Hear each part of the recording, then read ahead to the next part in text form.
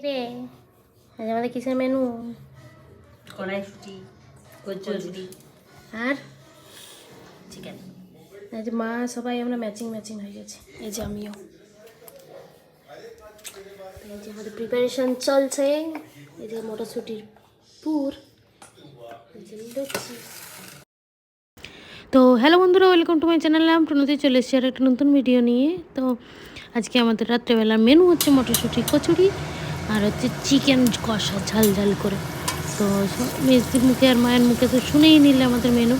তো চলো preparation ready করতে শুরু করে দিই। ওরা লুচিগুলো আমি বেলে দিচ্ছি আর এই যে চিকেন আমি ম্যারিনেশন করে রেখে দিয়েছি।